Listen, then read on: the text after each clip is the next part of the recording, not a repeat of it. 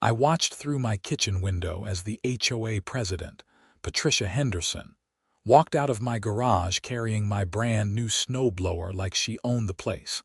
And that's when I knew my peaceful suburban life in Naperville, Illinois, was about to get a whole lot more complicated. My name is Scott Crawford, and I had moved into the Meadowbrook Estates subdivision just 8 months earlier. The neighborhood seemed perfect at first, with its manicured lawns, pristine sidewalks, and those ridiculous brass street lamps that made everything look like a movie set. I bought a modest 3-bedroom colonial on Wintergreen Drive, thinking I had finally found my slice of the American dream after years of renting apartments in Chicago. The mortgage was reasonable, the schools were good for when I eventually started a family, and my commute to the engineering firm where I worked was only 20 minutes. Everything seemed ideal until I met Patricia.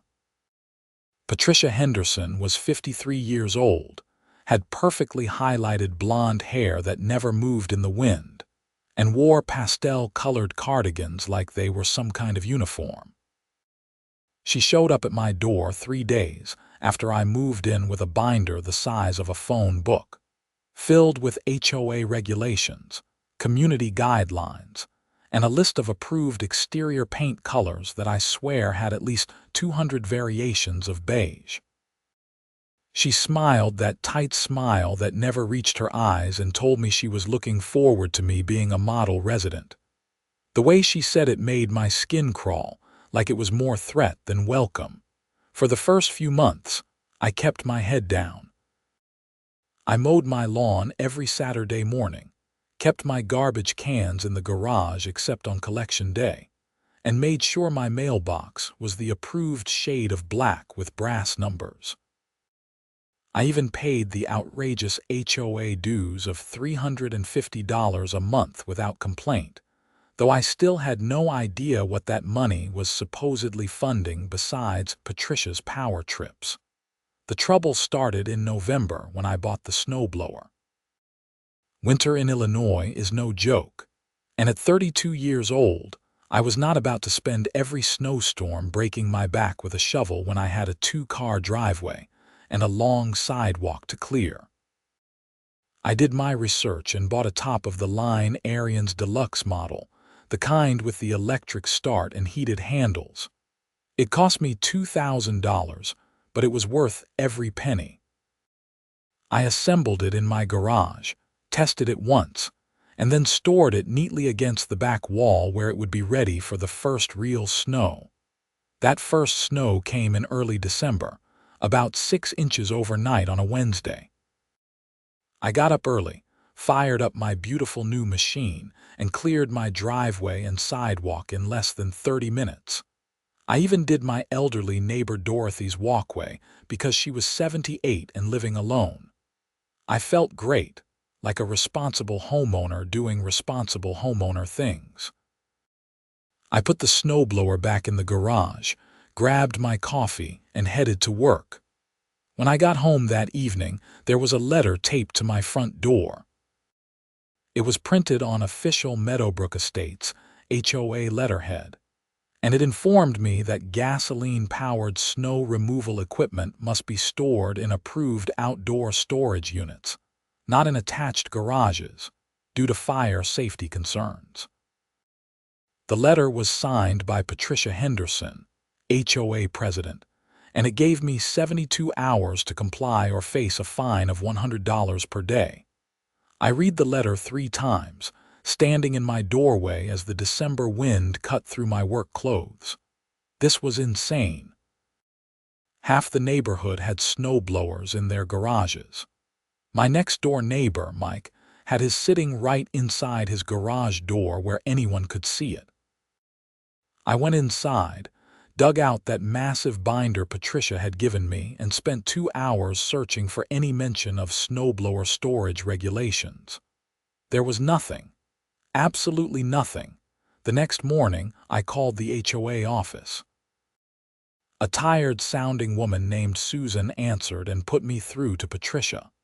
Her voice changed completely when she heard why I was calling, becoming syrupy, sweet, and condescending all at once. Mr. Crawford, the regulation is quite clear. Gasoline-powered equipment poses a significant fire hazard when stored in attached structures. This is for everyone's safety. But it's not in the HOA guidelines, I said, trying to keep my voice level. I read through the entire binder. There's nothing about this. The board has the authority to implement new safety measures as needed. This particular regulation was added last month at our board meeting. You should have received the updated guidelines in your email. I pulled up my email on my phone, searching for anything from the HOA. There was nothing except the monthly newsletter, which was mostly just Patricia rambling about keeping holiday decorations tasteful and reminding people about the approved hours for exterior lighting. No mention of any new regulations. I never received any updated guidelines, I said. Well, that's unfortunate, but it doesn't change your obligation to comply. You have 72 hours from yesterday evening, so that gives you until Saturday at 6 p.m. Have a wonderful day, Mr. Crawford. She hung up before I could respond. I sat in my car in the parking lot at work, gripping my phone so hard my knuckles turned white. This was clearly targeted at me. I had seen at least 4 other snowblowers in various garages around the neighborhood when I was out clearing my driveway.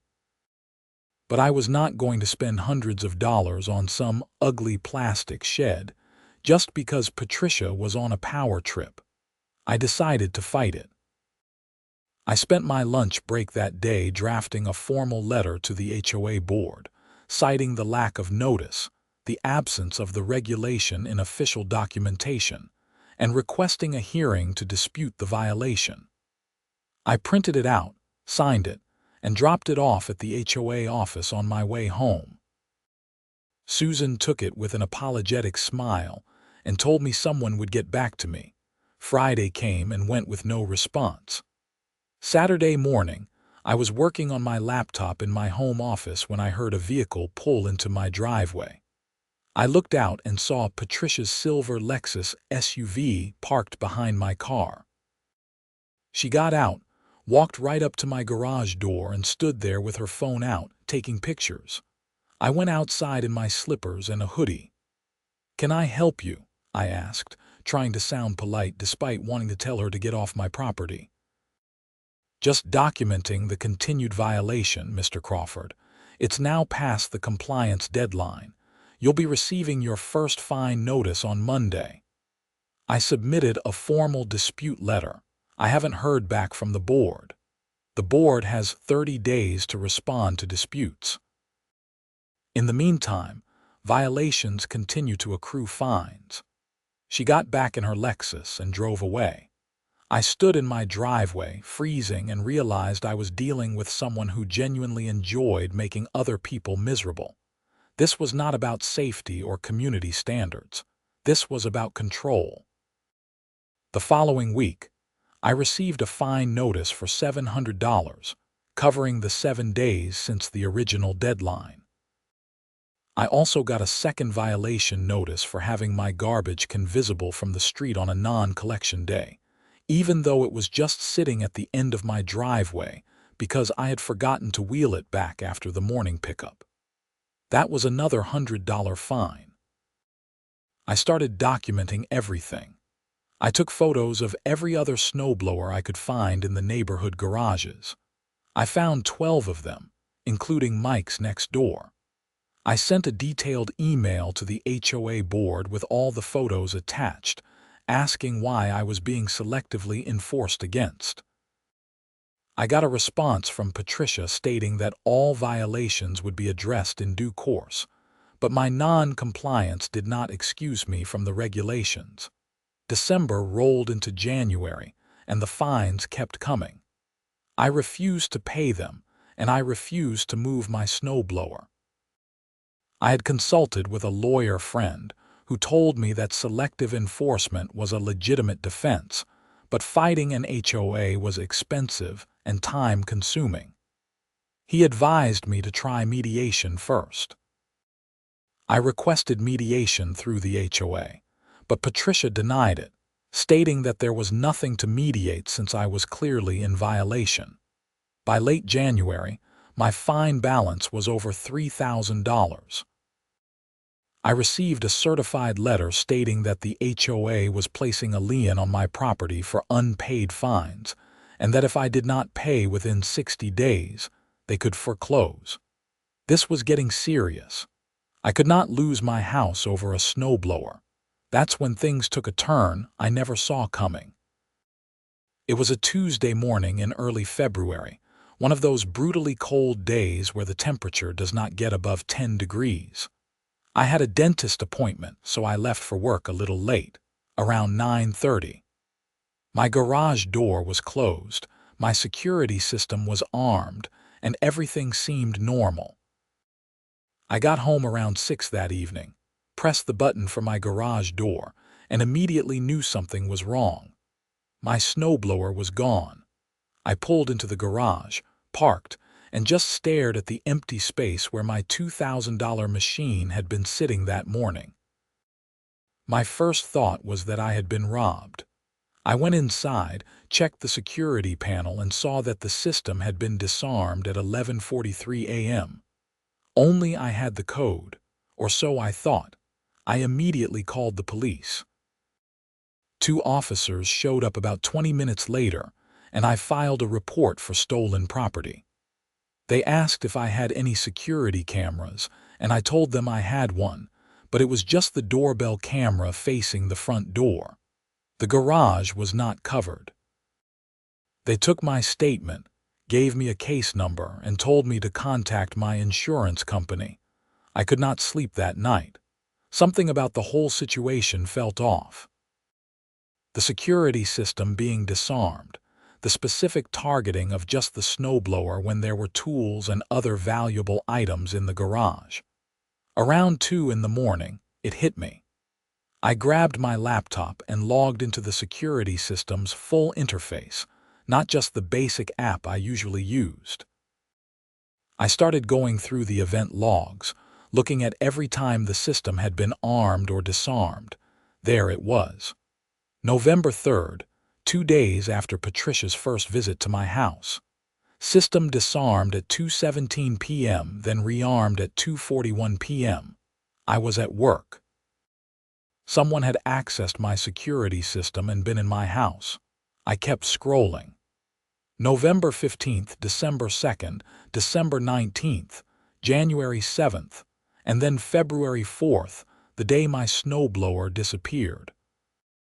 Every single time the system was disarmed during work hours when I would not be home, then rearmed about 20 to 30 minutes later. My hands were shaking. Someone had my security code. But how? I had never given it to anyone. I had not even told my parents who lived in Florida. Then I remembered. When I bought the house, the previous owners had left the security system installed with a note that the code was the default 1234. I had changed it the day I moved in to something more secure, my birth month and year, 0883. But the paperwork from when I had updated the system was sitting in a folder in my kitchen desk drawer. I went downstairs, pulled out the folder, and sure enough, the paper with my new code written on it was there, but the folder had been moved. It was not where I usually kept it, pushed to the left side of the drawer instead of the right. Someone had been in my house, found my security code, and had been coming back regularly. The snowblower theft was not the first intrusion. It was just the most obvious. I called the police non-emergency line and asked to speak to the officer who had taken my report. He called me back the next morning, and I explained what I had found. He told me to come down to the station and bring all my security logs. I took a half-day off work and spent 2 hours at the Naperville Police Department going through everything with Officer Martinez, a patient guy in his 40s who actually seemed to care. "So you think it's someone who had access to your house in those first few days?" he asked. "It has to be." That's the only time the folder with my code would have been accessible before I started locking my door consistently. Any ideas who? I hesitated, but only for a second. My HOA president came over with a welcome packet 3 days after I moved in. She was here for about 30 minutes. I gave her a quick tour of the house because she wanted to see what renovations the previous owners had done. Officer Martinez raised an eyebrows. Patricia Henderson. You know her. We've had calls about disputes in Meadowbrook Estates before. She's very enthusiastic about rule enforcement. But breaking and entering is a serious accusation. Do you have any other evidence? I told him about the selective enforcement, the escalating fines, the targeting. He listened, taking notes, but I could tell he was skeptical. Without proof that Patricia specifically had taken the snowblower, there was not much he could do. He suggested I check if any neighbors had security cameras that might have caught something. I went home and spent the rest of the afternoon knocking on doors. Most people were at work, but I managed to catch a few retired folks and parents working from home. My neighbor directly across the street, a software engineer named Gary Chen, had a camera system that covered his driveway and part of the street. He let me inside and pulled up his footage from Tuesday. We fast-forwarded through the morning until 11:38. That's when Patricia's silver Lexus came into frame, turning onto our street. It slowed down as it passed my house, then pulled into my driveway at exactly 11:41. Patricia got out, looked around, and walked up to my front door. She disappeared from the camera's view for a few minutes. At 11:44, my garage door started opening. "Holy crap," Gary muttered. We watched as Patricia walked into my garage straight to where the snowblower was stored. She wheeled it out onto the driveway, down the slight incline, and then with some effort lifted it into the back of her Lexus. The whole thing took about 6 minutes. At 11:50, she drove away. My garage door closed at 11:52. "Can you send me this footage?" I asked, my heart pounding. "Absolutely. This is insane. Do you want me to go to the police with you?" "Yes, that would be incredibly helpful." We went to the police station together that afternoon. Officer Martinez watched the footage 3 times, then called in his supervisor. By 5 p.m., they had drafted a warrant for Patricia's arrest and a search warrant for her property.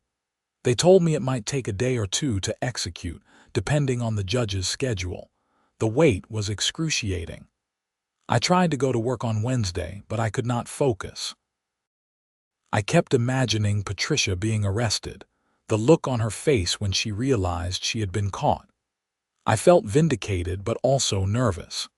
This was escalating beyond anything I had imagined when I first bought that snowblower.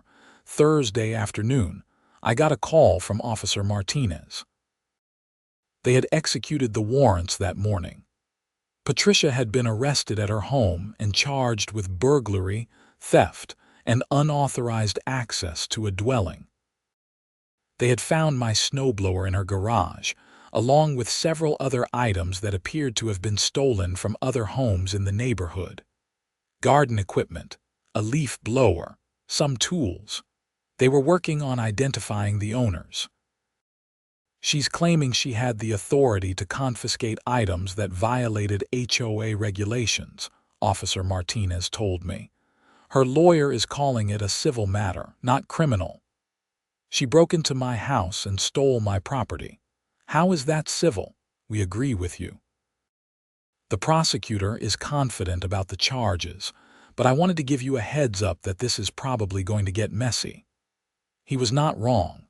By Friday, the local news had picked up the story. A reporter showed up at my door asking for an interview. I declined, but I saw the story that evening on the 10 o'clock news. HOA president accused of theft was the headline. They showed a photo of Patricia from the HOA website, looking professional and friendly. The cognitive dissonance was jarring. The neighborhood exploded. My phone started ringing with calls from other residents. Mike from next door came over with a six-pack of beer and an apology for not saying something sooner about Patricia's behavior. Apparently, she had been fining him for months over having his basketball hoop 6 inches into the setback boundary. Dorothy from down the street told me Patricia had once threatened to fine her for having a bird feeder that was not in the approved style guide. Story after story poured out. Patricia had been terrorizing the neighborhood for years, but everyone had just paid the fines and kept quiet because fighting an HOA seemed impossible. Then, the bigger revelation came. A guy named Tom Morrison, who lived 4 streets over, showed up at my door on Saturday morning. He looked terrible, like he had not slept in days. "I saw your interview on the news about Patricia Henderson," he said. "I did not do an interview." "Right, sorry. The news story, I mean. I think she stole from me too. About 6 months ago, my wife's bike disappeared from our garage. We thought it was just random theft, but now I'm wondering." I invited him in, made coffee, and listened to his story. His wife, Jennifer, had an expensive road bike that she used for triathlons. It vanished from their garage on a weekday while they were both at work. They had filed a police report, but never heard anything. Tom pulled out his phone and showed me violation notices from the HOA. Patricia had been fining them for having the bike visible in the garage, claiming it was unsightly storage that could be seen when the garage door was open. "I think there might be others," Tom said. "I posted in the neighborhood Facebook group this morning. 3 people have already responded saying they had similar situations. Items that Patricia had cited as violations, then those items disappeared. This was bigger than I thought." I gave Tom Officer Martinez's contact information and suggested he reach out. Over the weekend, 7 more homeowners came forward with similar stories. The police opened investigations into each case. Monday morning, I received a call from a lawyer named David Rosenberg. He represented 3 of the homeowners who had been victimized by Patricia and wanted to know if I would be interested in joining a class action lawsuit against both Patricia personally and the HOA organization. I told him I would think about it, but honestly, I had already made up my mind. This needed to end, and Patricia needed to face real consequences. The preliminary hearing for the criminal case was scheduled for late February. Patricia posted bail and was released with an ankle monitor and orders to have no contact with anyone in Meadowbrook Estates. The HOA board held an emergency meeting and voted to suspend her as president pending the outcome of the criminal case. A guy named Robert Chang, who was the vice president and seemed actually reasonable, took over temporarily. Robert called me personally to apologize. He claimed he had no idea what Patricia had been doing, that she had handled most of the violation notices and enforcement actions unilaterally.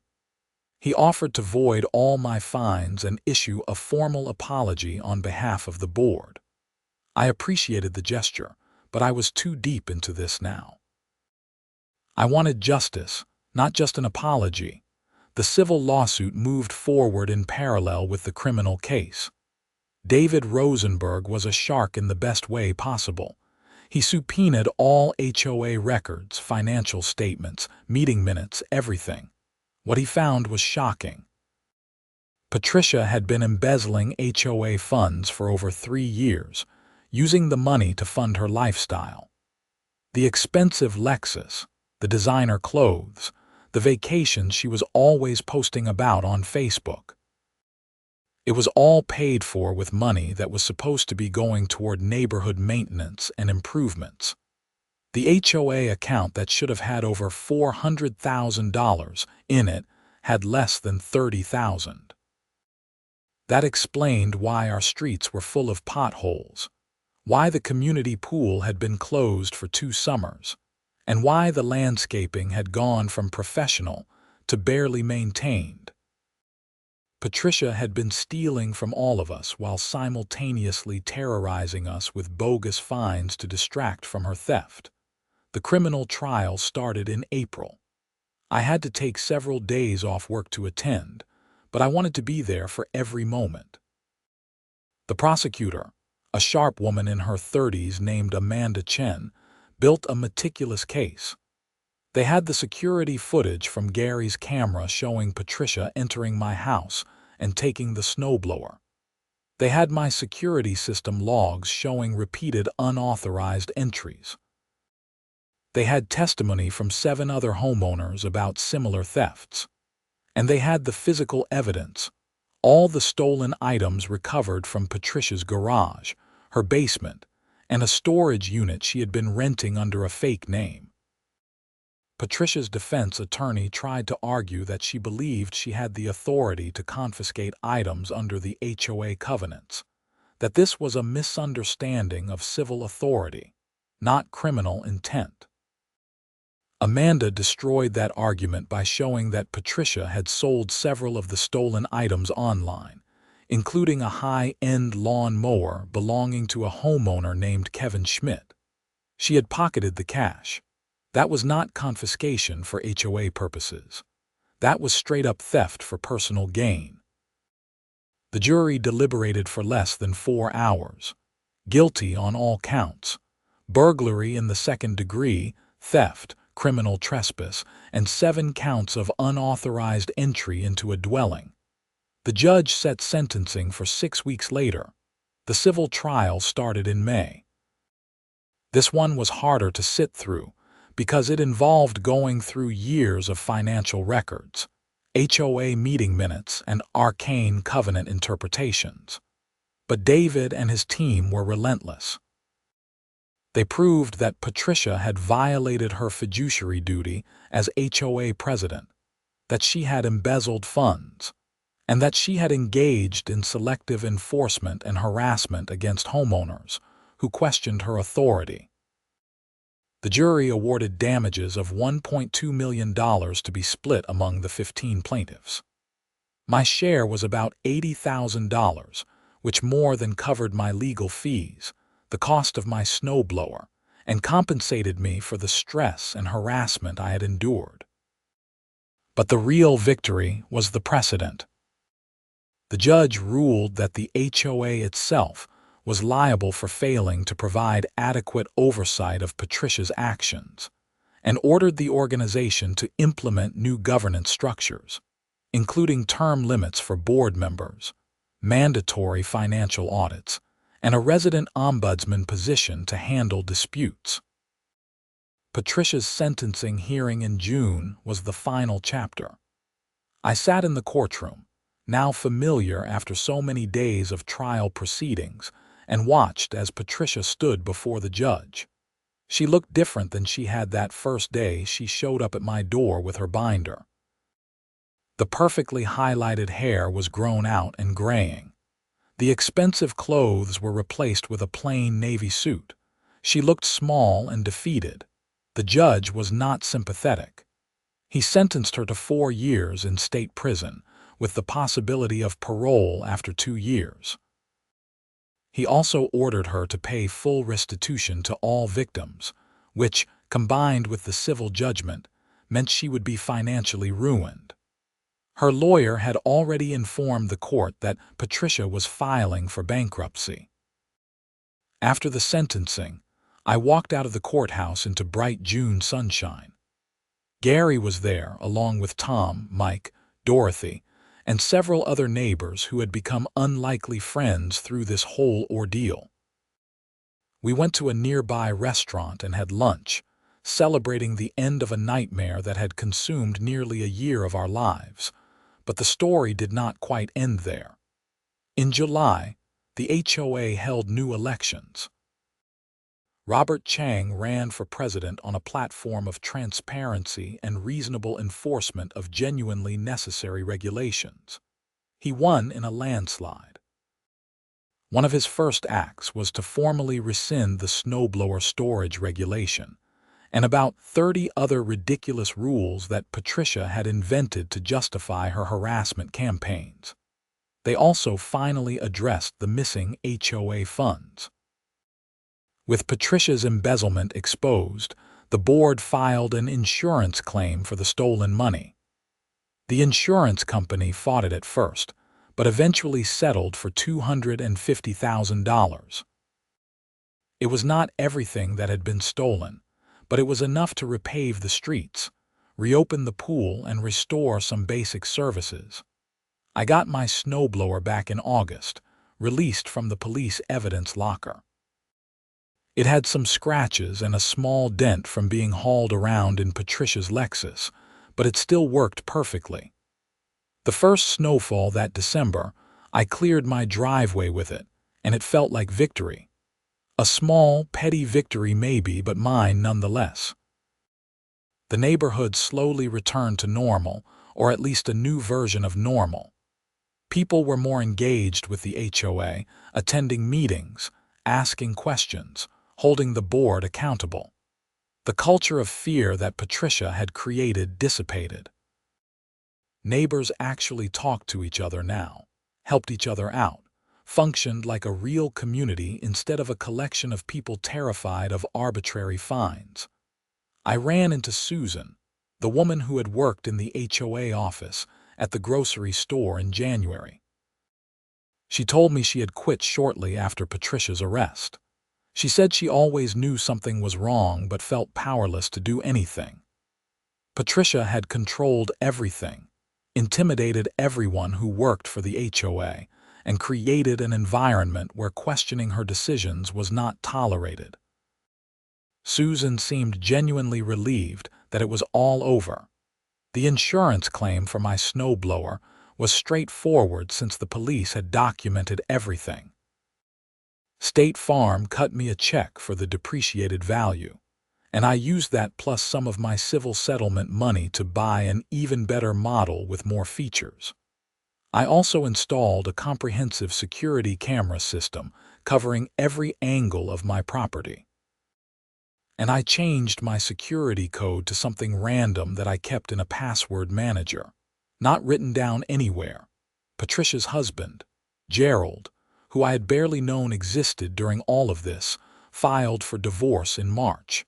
Apparently, he had no idea about any of the theft or embezzlement. He was a quiet guy who worked long hours as a pharmaceutical sales rep and just trusted his wife to handle their finances and her HOA responsibilities. The divorce was finalized quickly, with Gerald keeping their house and most of their remaining assets. He still lives in the neighborhood, keeps to himself, seems like a decent person who got caught up in someone else's criminal behavior. One unexpected outcome was that I became something of a neighborhood advocate. People started coming to me when they had disputes with the HOA or questions about their rights as homeowners. I was not a lawyer, but I had learned a lot through my ordeal, and I was happy to share that knowledge. I helped a young couple fight a bogus fine for having solar panels that were supposedly not in the approved style guide. I supported a single mom who was being harassed about her lawn maintenance when she was working 2 jobs and barely keeping her head above water. Small things, but they mattered to the people involved. My lawyer friend who had originally advised me about the HOA situation admitted he was impressed that I had followed through. He told me most people just pay the fines and move on because fighting seems too hard, too expensive, too time-consuming. And he was right about all of those things. This had been hard and expensive and time-consuming, but it had also been necessary. Patricia would still be terrorizing people and stealing from the community if someone had not stood up to her. The local news did a follow-up story in March, a year after the initial arrest. They interviewed me on camera this time, and I talked about the importance of accountability in HOAs, the need for transparency and proper governance structures. The story aired during prime time and apparently got good ratings because I started getting calls from other people in other HOA communities across Illinois dealing with similar issues. I could not help all of them, but I tried to point them toward resources, lawyers, and advocacy groups. Tom Morrison, the guy whose wife's bike had been stolen, became a good friend. We started meeting up for coffee every couple of weeks, and our wives eventually met and got along well too. His wife, Jennifer, had been training for Ironman competitions, and after getting her bike back, she qualified for the World Championship in Hawaii. Tom credited the resolution of the theft case with helping Jennifer focus on her training instead of being angry about the loss. Small connections and unexpected positives coming out of something that started so negatively. The HOA itself transformed pretty dramatically. Robert Chang served as president for 2 one-year terms, then stepped down voluntarily, honoring the new term limits. A woman named Lisa Patel took over, and she continued the reforms. The monthly dues were reduced to $200 after they cleaned up the financial mess and renegotiated some vendor contracts that Patricia had apparently set up to benefit her friends in exchange for kickbacks. Another layer of corruption that came out during the investigation. I thought a lot about what made someone like Patricia tick. How does a person end up breaking into their neighbors' homes and stealing their property? How do you justify embezzling money from your community while simultaneously harassing people over minor aesthetic issues? I never came to a satisfying answer. Maybe it was about control, about feeling powerful in a life where she felt powerless in other ways. Maybe it was just greed and opportunity. Or maybe some people are just wired differently, lacking empathy or moral boundaries that keep most of us from doing terrible things even when we might get away with them. The financial restitution from Patricia was handled through the bankruptcy court. I received a check for about $1,200, a fraction of what she actually owed me, but I had not expected to get anything. The civil judgment was more symbolic than anything else. Patricia had no assets left after legal fees, the divorce, and the restitution orders. But the criminal conviction was what really mattered. That was permanent, on her record forever, ensuring that she could never hold a position of authority in an HOA or similar organization again. I saw Patricia one more time, completely by accident, about 2 years after the sentencing. I was in downtown Chicago for a work conference, walking to a restaurant, and I passed her on the sidewalk. She had been released on parole after serving just under 2 years. She looked older, worn down by prison and the collapse of her entire life. Our eyes met for just a second, and I saw recognition and shame in her face. She looked away quickly and kept walking. I did not say anything. There was nothing left to say. My life in Meadowbrook Estates settled into a comfortable routine. I dated someone seriously for a while, a woman named Veronica Mills who worked as a teacher and had the most incredible patience and kindness. We eventually got engaged and married in a small ceremony in my backyard. The neighbors came, which would have been unthinkable during Patricia's reign. Dorothy made her famous lemon bars. Mike and his family brought a ridiculous amount of barbecue. Gary set up a sound system for music. It felt like a real community celebration. Veronica understood the significance of what had happened with Patricia and the HOA. She had actually read news articles about it before we even met and was impressed that I had stood up for myself and others. She brought her own perspective as someone who dealt with difficult parents and administration politics in her school. We talked a lot about power dynamics, institutional accountability, and how easy it is for systems to be corrupted when there's no oversight. We started a family, and by the time our daughter was born in December, The whole Patricia Henderson saga felt like ancient history. But the lessons stuck with me.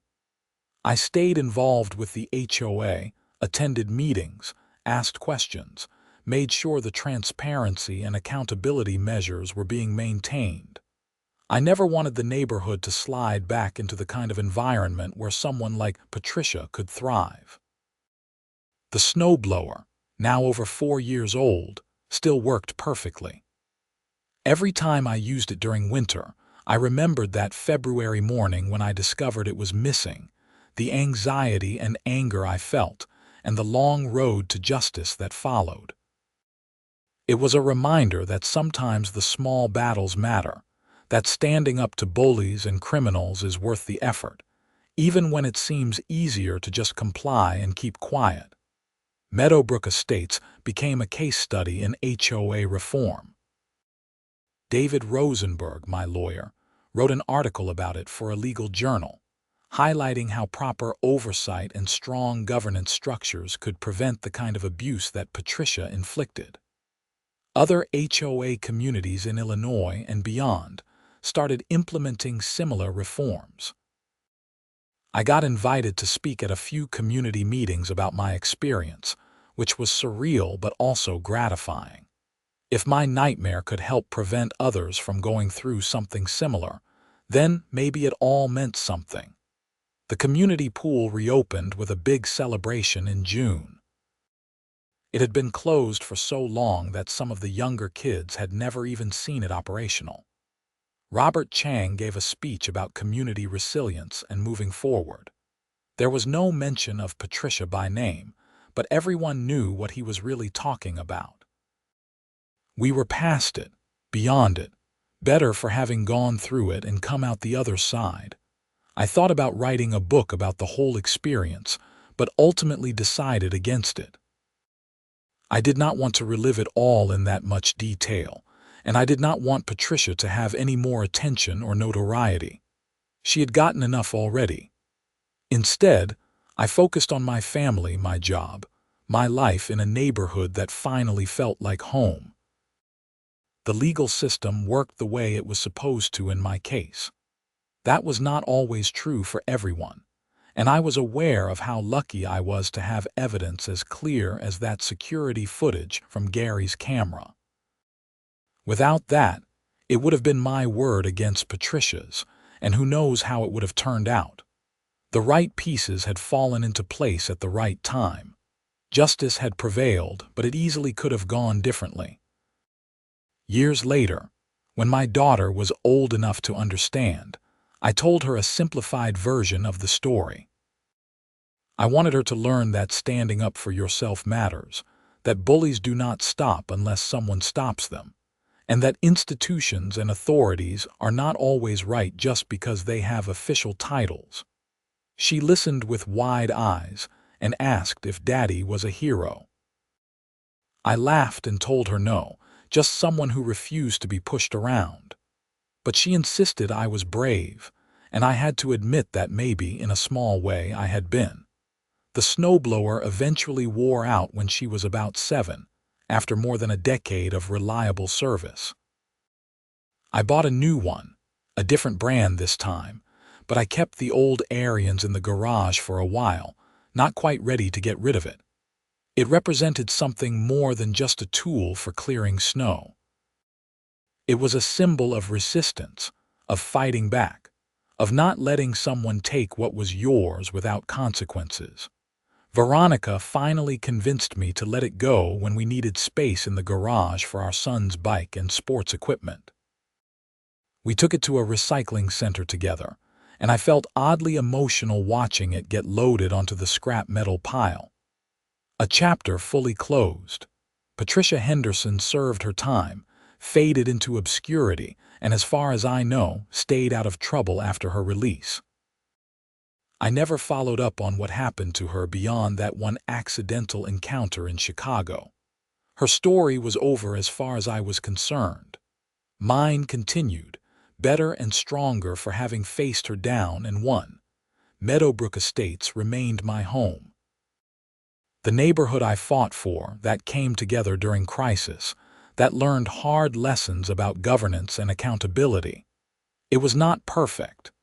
We still had occasional disputes, disagreements about rules and regulations, debates about how money should be spent. But it was all above board now, transparent, fair. The culture had changed fundamentally on quiet winter mornings when I fired up my snowblower and cleared the driveway before the rest of the neighborhood woke up. I felt content. This was my home, my community, my piece of the world. And no one was going to take that away from me ever again.